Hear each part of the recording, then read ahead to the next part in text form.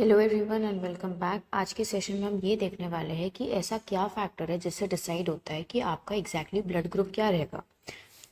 देखो, हमारे पास red blood cell, correct. अब ये रेड ब्लड सेल का जो सरफेस होता है वहाँ पे एंटीजन प्रेजेंट होता है। अब ना एक इम्पॉर्टेंट बात को समझो। बहुत सारे बच्चों को ये लगता है कि एंटीजन इज समथिंग जो बस बाहर से आने वाला जो एक फॉरेन ऑब्जेक्ट है जिसके लिए एंटीबॉडी बनेगा।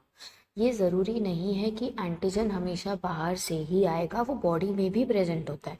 तो एंटीजन एग्जैक्टली होता क्या है? तो एंटीजन को हम दो पार्ट में डिवाइड कर सकते हैं। एंटी का मतलब होता है एंटीबॉडी एंड जेन का मतलब होता है जेनरेटिंग, यानी ऐसी कोई भी चीज़ जिससे उसके अगेंस्ट एक एंटीबॉडी बन सकती है उसको हम एंटीजन कहते हैं। ओके। अब कुछ रूल्स है। जो मेरा रेड ब्लड सेल होता है उसके पास मैक्सिमम कोई भी दो एंटीजन हो सकता है। एक भी हो सकता है या फिर नहीं भी हो सकता है, लेकिन मैक्सिमम दो रहेगा, ठीक है। तो हमारे रेड ब्लड सेल में सिर्फ दो टाइप के एंटीजन्स प्रेजेंट हो सकते हैं, ए एंड बी। अब ये दोनों किस तरह से प्रेजेंट है वो डिसाइड करता है कि आपके बॉडी का ब्लड ग्रुप क्या है। पहला ऑप्शन है कि मेरे दोनों भी एंटीजन ए है, करेक्ट। तो कोई और है ही नहीं, यानी मेरा ब्लड ग्रुप क्या रहेगा? ए रहेगा। देखो, फिलहाल हम पॉजिटिव एंड नेगेटिव की बात नहीं कर रहे। यहाँ पे मैं ए पॉजिटिव ए नेगेटिव नहीं कह रही हूँ, पहले मैं ये समझा रही हूँ ए बी और ओ कैसे आए, ठीक है। अब अगर मेरे दोनों भी एंटीजन बी है तो ब्लड ग्रुप भी क्या रहेगा गाइस? बी ही रहेगा। लेकिन अगर मेरा एक एंटीजन ए है और मेरा एक एंटीजन बी है, ओके, अब ये इंसान का ब्लड ग्रुप ए बी रहेगा, क्योंकि ए और बी दोनों भी खुद को एक्सप्रेस कर सकते हैं। ओके। अब अगर मेरे रेड ब्लड सेल के मेम्ब्रेन पे सिर्फ एक ही एंटीजन है, दैट इज ए, और दूसरा कोई नहीं है, यानी जीरो, यानी ओ, यानी यहाँ पे जो ब्लड ग्रुप है it will be again A blood group. बात समझ आ रही है आप लोगों को? क्योंकि यहाँ पे सिर्फ ए है, ए के साथ कुछ नहीं है, तो सिर्फ अकेला ए ही एक्सप्रेस कर रहा है। सिमिलरली अगर सिर्फ एक सिंगल बी है और उसके साथ कुछ नहीं, यानी जीरो, यानी ओ, यानी यहाँ पे वापस ब्लड ग्रुप क्या हुआ guys? It will be B blood group. समझ आ रही है बात?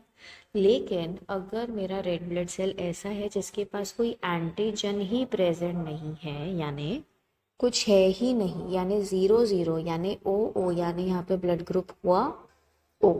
क्या ये बात समझ आई? तो हम लोगों को अभी ये तो समझ आ चुका है कि जो एंटीजन प्रेजेंट है वो वाला ब्लड ग्रुप रहेगा, ओके। लेकिन अब एंटीजन मतलब क्या था? जो एंटीबॉडी बनाता था, यानी जिसमें एबिलिटी है एंटीबॉडी जनरेशन की।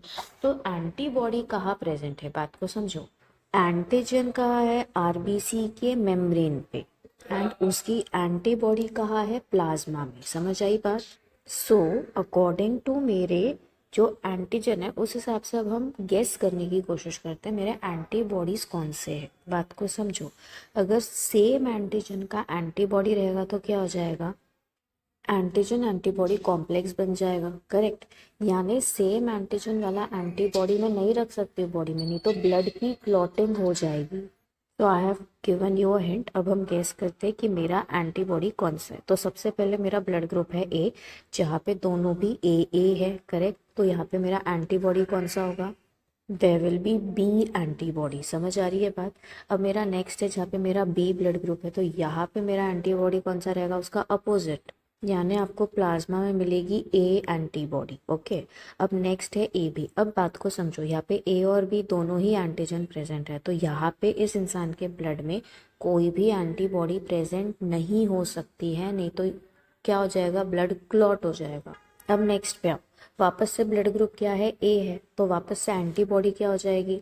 डेफिनेटली बी रहेगी। सिमिलरली अब ब्लड ग्रुप अगर वापस से बी है तो वापस से एंटीबॉडी क्या हो जाएगी? ए हो जाएगी। एंड लास्टली अगर मेरा ब्लड ग्रुप ओ है, इसका मतलब है मेरे बॉडी में कोई भी एंटीजन है ही नहीं, ना ए है ना बी है। क्यों ऐसे? क्योंकि मेरे पास दोनों की एंटीबॉडी है प्लाज्मा में। समझ आई बात? This is the complete concept of blood grouping. अब एग्जैक्टली पॉजिटिव नेगेटिव कहाँ से आता है वो हम नेक्स्ट सेशन में समझेंगे, which is called the concept of RH factor. So guys, meet you soon in the next session. For more such videos, do like and subscribe Twisted DNA.